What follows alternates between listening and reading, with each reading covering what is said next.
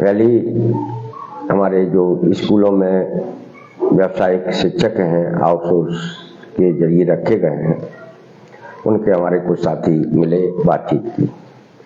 उन्होंने जो कुछ चर्चा की, बताया, वो मैं आप सबके साथ साझा करूंगा।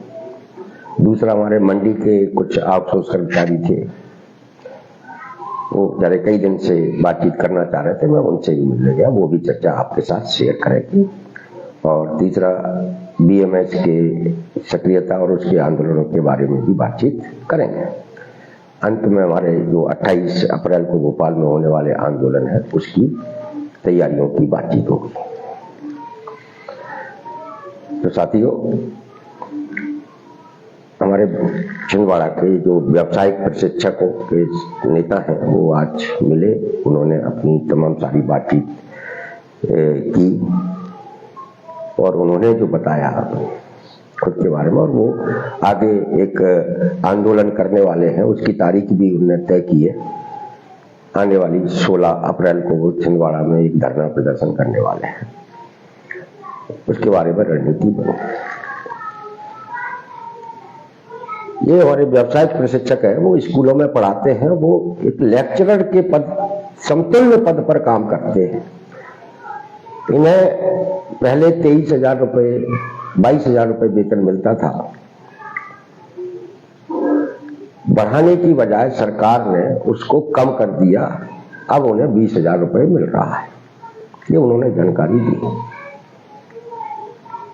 ये केंद्र की योजना है, मोदी जी की जो स्किल इंडिया है, उसका संचालन जो स्कूलों में करते हैं, बच्चों को स्किल डेवलपमेंट से जोड़ते हैं, बहुत महत्वपूर्ण काम करते हैं। इनके लिए बड़ा फंड आता है केंद्र से, लेकिन इसमें 2-3 तरह की विसंगतियां हैं जो सामने आई।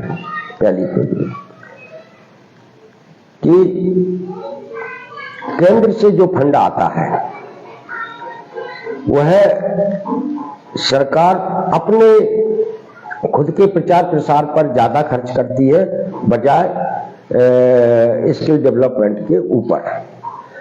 और ये जो व्यावसायिक प्रशिक्षक हैं, जो बच्चों को प्रशिक्षण देते हैं, प्रशिक्षित कर रहे हैं आईटी में, कंप्यूटर में या दूसरे अन्य ट्रेड में, उनके वेतन में भी बड़े स्तर की चोरी हो रही है, और चोरी खुद सरकार कर रही है। इस योजना का अंदर ये नियम है कि भाई इस योजना में 60% हिस्सा केंद्र का रहता है और 40% सरकार स्टेट को देना पड़ता है। लेकिन केंद्र का जो हिस्सा आता है, मध्य प्रदेश सरकार इस व्यावसायिक शिक्षा का संचालन सिर्फ उसी 60% में कर रही है। अपना 40% जो है, जो इसको इस स्किल डेवलपमेंट में लगाना चाहिए, वो नहीं लगाती है। तो ये सीधे सीधे 40% की चोरी हो रही है, कर रही है सरकार। ये धोखा है। अगर ये 40% राज्य अपना हिस्सा इसमें मिला दे तो क्या होगा?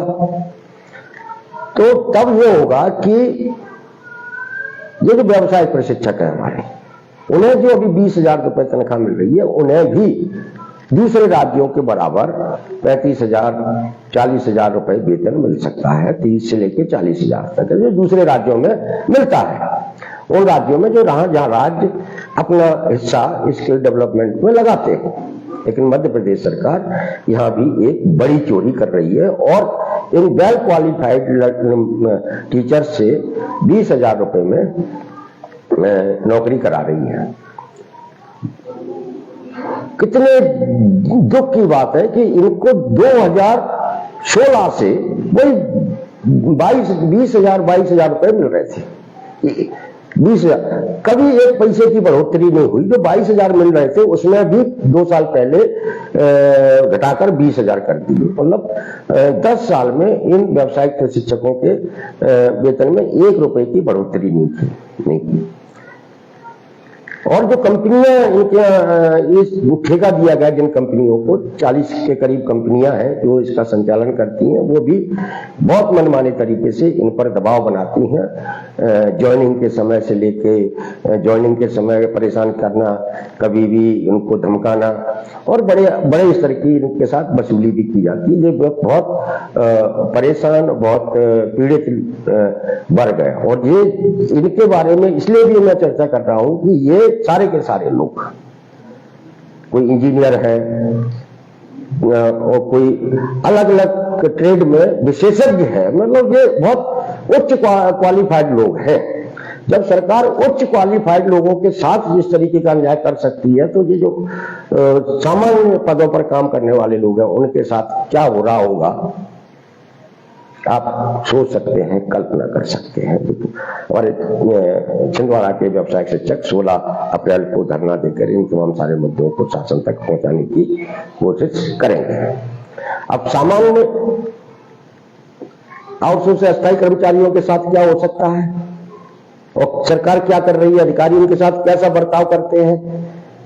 शिवपुरी के अस्पताल का एक वीडियो सीएमएचओ का हमने अपने पेज पर लोड किया है। आज सीएमएचओ खुलेआम सार्वजनिक तौर पर आउटसोर्स कर्मचारियों को गाली दे रहे हैं। खुलेआम क्यों दे रहे हैं गाली?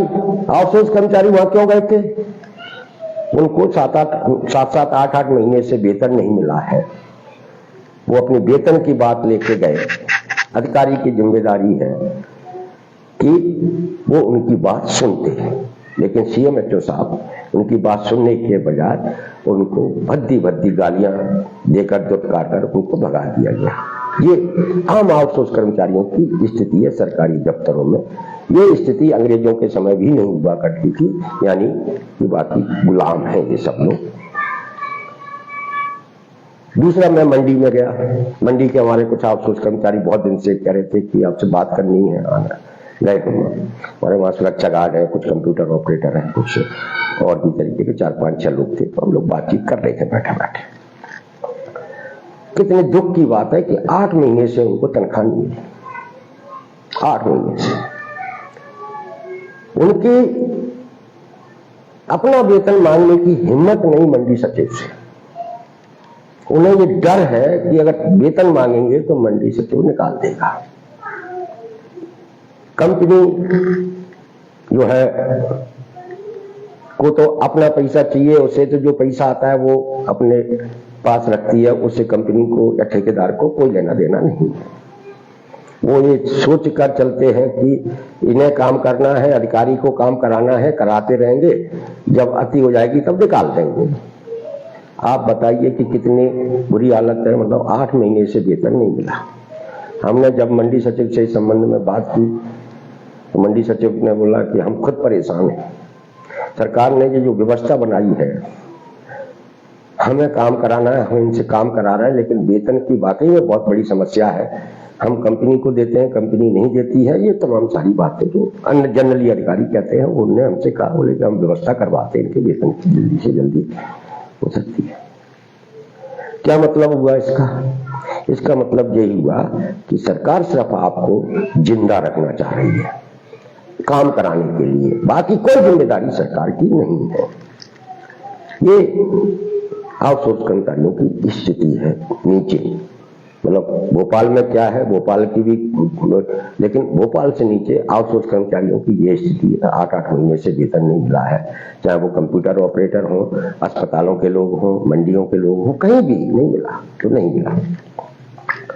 मंडी तो ये स्थिति है। अब चूंकि मंडी में गए थे, मंडी में हमारे कुछ हमाल पल्लेदार मिल गए, तो उन्होंने कहा, अरे भाई साहब आए बहुत दिनों बाद, आओ चाय पीते। फिर हम मंडी में गए चाय पीने के लिए। उन्होंने जो बातचीत हुई उनसे, वो भी हम आपको बताते हैं, आपसे साझा करते हैं। अब हम चूंकि उन लोगों के बीच में भी उठते बैठते रहते हैं, अपना ज्यादातर संपर्क छोटे लोगों से ही है, गरीब लोगों से, तो हम लोग चाय पीने के लिए वहां बैठे मंडी के शेड के नीचे। उन्होंने, हम वालों ने जो दिन भर का जो अनाज तुलाई के बाद जो पूरे मंडी में जो अनाज फैला रहता है, उसको इकट्ठा करके एक ढेर लगा के रखा था। जो मिट्टी विट्टी थी उसको साफ करने के लिए एक ढेर लगा था। वो जो मंडी में जो किसानों की तुलाई के बाद पूरे मंडी में यहाँ वहाँ बड़ी मात्रा में जो है अनाज के दाने बिखरे पड़े रहते हैं। उसे आखिरी में शाम के टाइम हम्बाल पल्लेदार और बाइयां जो सफाई करती हैं वो उनको झाड़ पोंछ के इकट्ठा करती हैं। वो जो मंडी में फैले हुए जो दाने होते हैं उनकी कोई कीमत नहीं होती, कोई मूल्य नहीं होता जब तक वो बिखरे रहते हैं। और जब वो उसको सबको झाड़ पोंछ करके एक जगह रख देते हैं, फिर उसको मिट्टी विट्टी निकाल के साफ करते हैं, तो वो अनाज बन जाता है, उसकी एक कीमत, उसका मूल्य हो जाता है। तो वो हम उनके पास बैठे थे, उन्होंने जो ढेर लगा के रखा तो 4-5 व्यापारियों के लड़के आए, उस ढेर में लात मारते हुए चले गए। हमको बहुत बुरा लगा।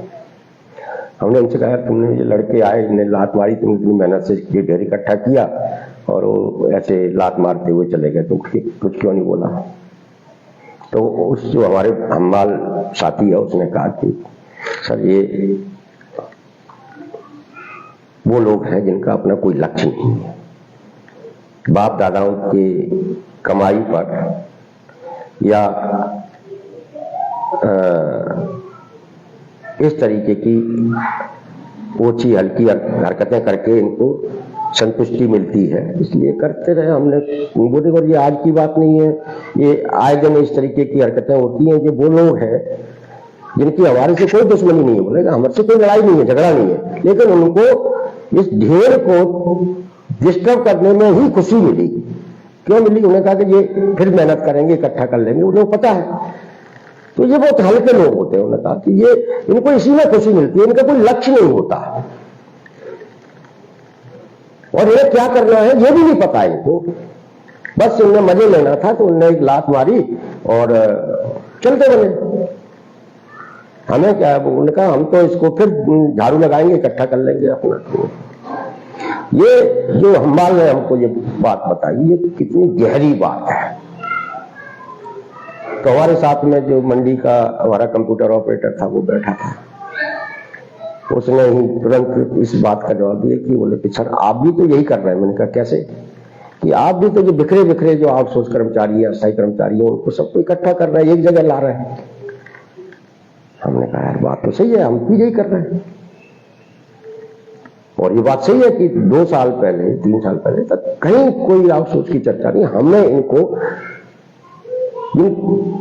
जगह जगह से सोशल मीडिया के जरिए व्हाट्सएप ग्रुप बनाए, फेसबुक पर से जोड़ा, इनको इकट्ठा किया है। ये बात सही है। ठीक वैसे ही जैसे मंडी में बिखरे हुए दानों को हम्बाल ने जब इकट्ठा करके ढेर लगा दिया, वो दिखने लगा, तो 2 मनचले लड़के आके वो ढेर में लात मार गए। अगर वो बिखरे हुए दाने रहते तो वो लात भी नहीं मार सकता था। तो जो हम्बाल ने जो बिखरे हुए दानों का ढेर लगा के लोगों की नजरों में खड़ा कर दिया और उसको जब साफ करके दाने एक तरफ बना देंगे, इकट्ठे कर देंगे, तो वो व्यापारी उस दानों को कीमत भी लगाएंगे और खरीद भी लेंगे। वहीं उनकी वैल्यू बढ़ गई, उनका मूल्य तय हो गया, उनकी पहचान हो गई। और जब तक वो मंडी में बिखरे हुए दाने थे तब तक उनकी कोई मूल्य नहीं था, उनकी कोई बकत नहीं थी, कोई पहचान नहीं थी, लोग रौंदते हुए चले जा रहे थे। तो हमारे साथी ने कहा कि आप भी तो सर यही काम कर रहे हैं। हमने कहा निश्चित रूप से यही काम है। आज हम लोग 2 साल में अलग अलग प्रदेश के अलग अलग कोनों में बिखरे हुए लोगों को इकट्ठा करने में, एक जगह लाने में सफल हुए हैं और लोग इस आंदोलन के साथ जुड़े हैं। तो ये और आज जुड़े हैं तो इनकी चर्चा भी होने लगी, इनकी पहचान भी बनी और इनके बारे में सरकारें भी नियम कायदे कानूनों की बात करने लगी। लेकिन इस आंदोलन के साथ भी ठीक वैसा ही करने की कोशिश की जा रही है। जैसा कि मंडी के हम्बाल द्वारा लगाए गए ढेर पर 2-4 मनचले लोग आए, लात मारी और उसको बिखेर के चले गए थे, वैसे ही कुछ इस टाइप के लोग जिनका कोई लक्ष्य नहीं है, जिन्हें कोई अनुभव नहीं है, जिन्हें क्या करना है ये भी नहीं पता, वो सोशल मीडिया पर अपने फोटो वोटो डाल के और वीडियो डाल के और डिपार्टमेंट के जो पुराने ज्ञापन है उनको लेके बना के देके वो इस एकता को भी ठीक उसी स्थिति में पहुंचाने की कोशिश करेंगे। हालांकि वो कुछ समय के लिए होगा, क्योंकि उनको तो सिर्फ मजे लेना है। वो इस आउटसोर्स जैसी अन्यायकारी प्रथा को खत्म कराने वाले आंदोलन में मजे लेने के लिए भी कुछ लोग एक्टिव होने की कोशिश कर रहे हैं। ऐसा होता है तो होगा। तो कहने का मतलब यह है कि आज जब आउटसोर्स कर्मचारियों की सब दूर जब चर्चा हो रही है तो तब इसलिए हो रही है कि वो और डिपार्टमेंट के हमारे जो कोर कमेटी के लोग हैं, हमारे जो पदाधिकारी हैं जिलों में, प्रदेश में, उन्होंने बहुत मेहनत करके उनको एक जगह इकट्ठा किया है, उनको पहचान बनाई है, उनके सवालों को चर्चा में लेकर गए हैं। सरकार भी चिंतित हुई है और कुछ न कुछ करेगी।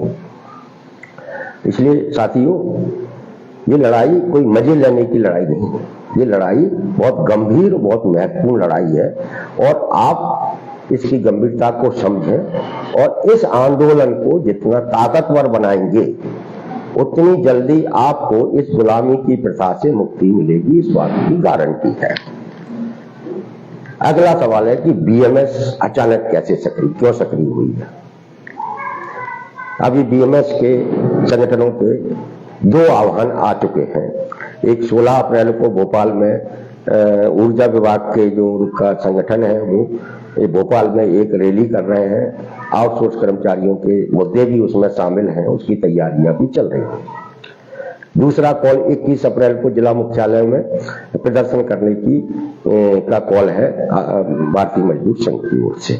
आप लोग भी ये सोच रहे होंगे, हमसे भी कुछ लोगों ने कहा कि अचानक बीएमएस क्यों सक्रिय हुई है, और ये आप लोगों के लिए जानना भी जरूरी है, क्योंकि आप अगर किसी आंदोलन का हिस्सा बनते हैं, आपके सवाल जब उठाए जाते हैं तो उसके बारे में आपकी जानकारी, पूरी जानकारी होना आपके पास जरूरी है।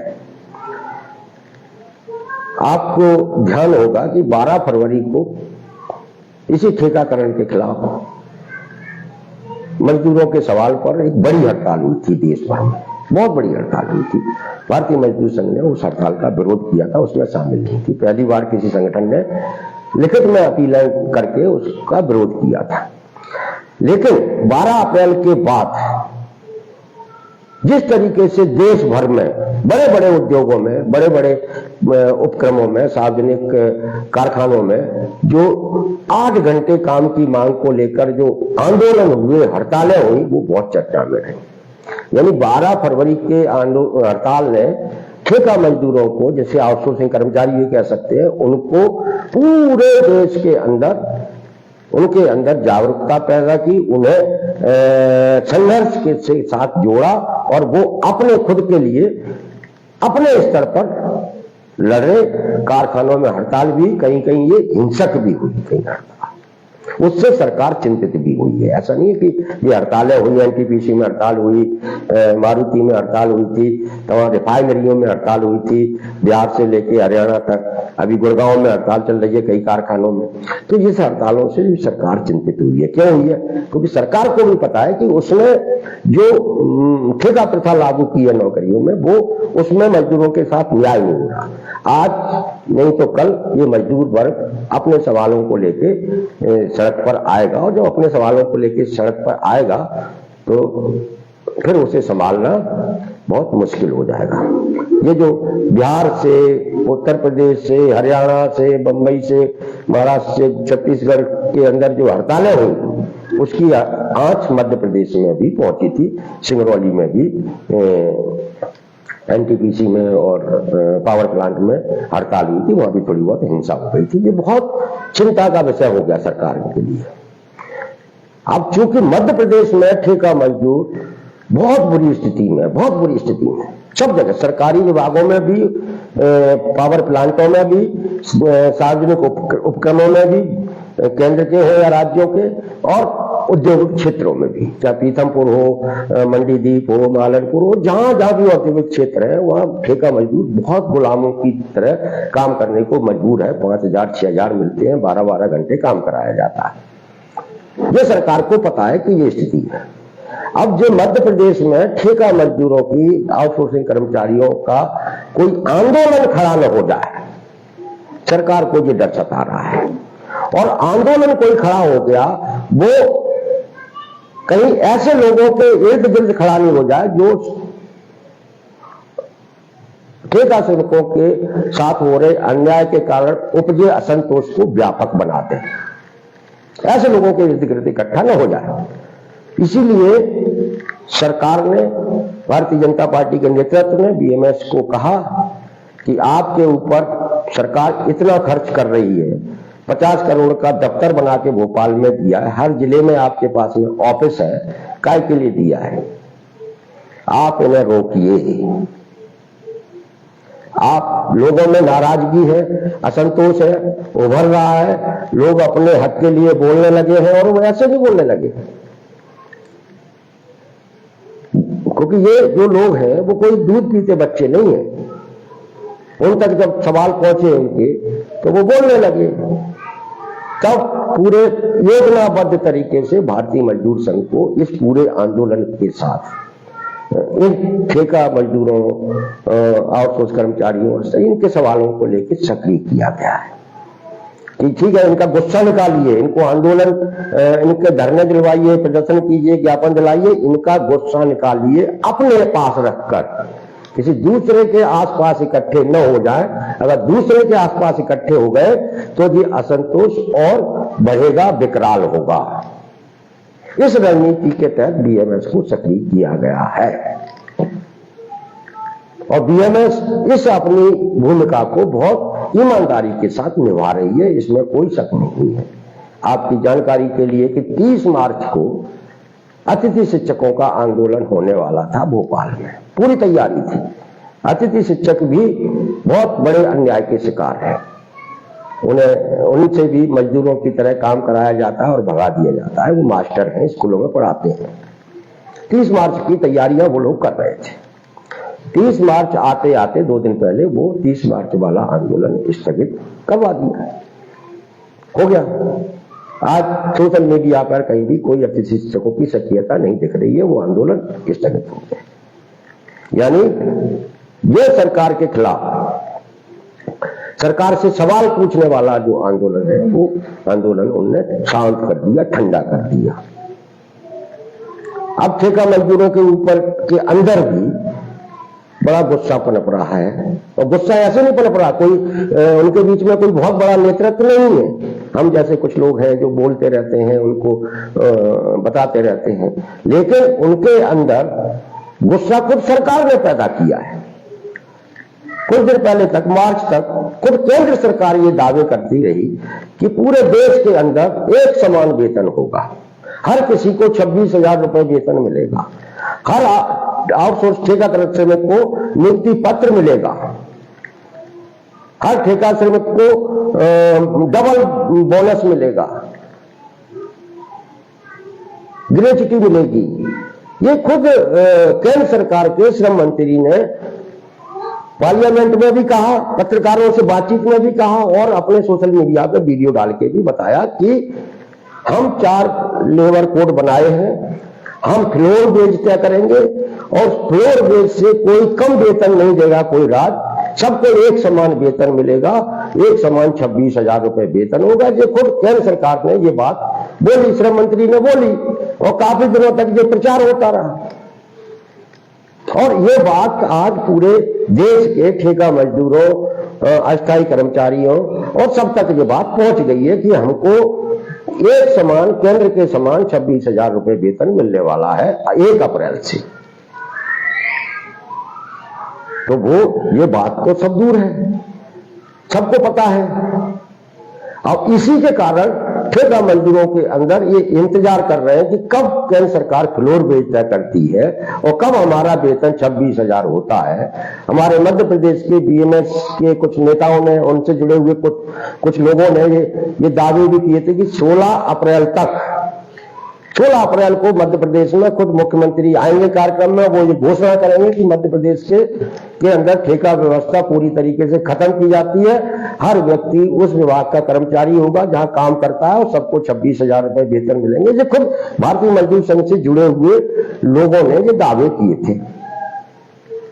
16 अप्रैल आने वाली है, हम लोग इंतजार कर रहे हैं कि वो दिन आए, हमारे लोगों के जीवन में खुशी आए। हम लोगों ने तो इसलिए आंदोलन खड़ा किया था और इसलिए हमने अपने सब लोगों से कहा और आज भी कहा है। हमने जब बीएमएस में राष्ट्रव्यापी में पिछले दिनों 25 फरवरी को जो पूर्ण आंदोलन किया था, जिन्होंने ज्ञापन दिए थे, हमने उसका समर्थन किया था। हम आज भी अपने लोगों से कह रहे हैं कि भाई ये हमारे लिए अच्छी बात है कि कहीं से तो आउटसोर्स के खत्म होने की शुरुआत हो। अगर ऊर्जा विभाग से ही होती है तो ये भी हमारे लिए बहुत खुशी की बात है कि 16 अप्रैल को ऊर्जा विभाग के हमारे आउटसोर्स कर्मचारी अगर संविदा बन जाते हैं, संविदा में के समान सुविधाएं मिल जाती हैं, उनका वेतन 26,000 से अधिक हो जाता है, तो ये मध्य प्रदेश के वो लाखों लाख आउटसोर्स कर्मचारियों के लिए बहुत खुशी की बात हो। और इसलिए हमारे ऑल डिपार्टमेंट के लोग उनके इस आंदोलन का समर्थन कर रहे हैं और हमने कहा है कि हमें किसी के खिलाफ नहीं बोलना है। हम अपने लोगों को वैचारिक रूप से, राजनीतिक तौर पर और आंदोलनों में आने वाले कठिनाइयों के बारे में हम अपने लोगों को बताते रहते हैं। वो तो काम हम करेंगे ही, करते रहेंगे। लेकिन ये अच्छी बात है कि कोई उम्मीद जागी है। जैसे केंद्र सरकार ने कहा कि सबको बराबर मिलेगा, एक समान वेतन होगा, 26,000 होगा, 1 अप्रैल से लागू होगा। हम लोग सब उत्साहित हुए थे। पूरा मध्य हिंदुस्तान का ठेका मजदूर, ठेका कर्मचारी उत्साहित हुआ था। सबने भरोसा किया, विश्वास किया। जिस भी यूट्यूब चैनल ने ये खबर चलाई उसे लाखों लाख व्यूअर मिले, बहुत अच्छी बात है। लेकिन 1 अप्रैल निकल गया, अभी तक केंद्र सरकार का कोई फ्लोर वेज घोषित नहीं हुआ है। और पिछले 20-25 दिन से जो श्रम मंत्री का कोई बयान भी नहीं आया है। अब मध्य प्रदेश की सरकार और मध्य प्रदेश के श्रम मंत्री, मुख्यमंत्री या दूसरे भी मंत्री तो मजदूरों के मुद्दे पर मुंह खोलने से भी डरते हैं, बोलते ही नहीं है, कई बातें नहीं करते। श्रम मंत्री का अभी तक एक भी बयान नहीं आया कि वो क्या करने वाले हैं। अप्रैल में जो महंगाई भत्ता बढ़ा था वो 9 रुपए प्रतिदिन के हिसाब से बढ़ा था, उनको शर्म भी नहीं आई ऐसा करते हुए कि जिस महीने अकेले गैस की कीमतें ही बढ़ गई थी 200-250 रुपए, उस महीने आप 9 रुपए रोज ठेका मजदूरों का, आउटसोर्स कर्मचारियों का बढ़ा रहे हैं। तो इसका शर्म तो सरकार को आना चाहिए, लेकिन नहीं आई। तो साथियों, स्थितियां बहुत अच्छी नहीं है। सरकार सिर्फ आपको जिंदा रखना चाहती है काम कराने के लिए, यही सच है। इसके अलावा दूसरा कोई सच नहीं है। अब ये जो ठेका प्रथा लागू की गई है, आउटसोर्सिंग प्रथा लागू की गई है, कोई ये 1-2 दिन में नहीं लागू। ये सरकार की उस पॉलिसी का हिस्सा है जो उसने पिछले 15-20 साल में बनाई है। और ये पॉलिसी मेहनत कशों को गुलाम बनाने के लिए बनाई गई थी और आप गुलाम ही हैं। शिवपुरी के अस्पताल CMHO के यहाँ का वीडियो देख लीजिए। ऐसे तमाम सारे वीडियो हमने डाले थे, ऐसी खबरें तमाम सारी आती रहती हैं। आप गुलाम ही हैं, गुलाम बना लिया है सरकार ने। और इसलिए हमारी लड़ाई इस गुलामी से मुक्ति की लड़ाई है। आप सरकार खुद अपने ही लोगों को न्यूनतम वेतन नहीं देती, पंचायतों में, स्कूलों, छात्रावास में। इसमें दोष किसका है? उन कर्मचारियों का है जो उनके यहाँ काम कर रहे हैं, या उन मजदूरों का है जो उनके यहाँ काम करते हैं। तो ये दोष तो सरकार का है, गलती तो सरकार की है, देना तो सरकार को है। लेकिन सरकार पूरी तरीके से चुप है, खामोश है। लेकिन हम अपनी छोटी छोटी ताकत के जरिए, छोटे छोटे आंदोलनों के जरिए इस सरकार तक अपनी बात पहुंचाते रहेंगे कि आप जिनसे काम करा रहे हैं उनको न्यूनतम वेतन दीजिए, चाहे वो स्कूलों में हो, छात्रावासों में हो, पंचायतों में हो, कहीं भी काम करते हो, उन्हें आप अपने द्वारा तय न्यूनतम वेतन दीजिए। ये उनका अधिकार है और आप सरकार की जिम्मेदारी है ये देना। तो साथियों, आज ये जो चर्चा है वो यही बातचीत थी जो हमने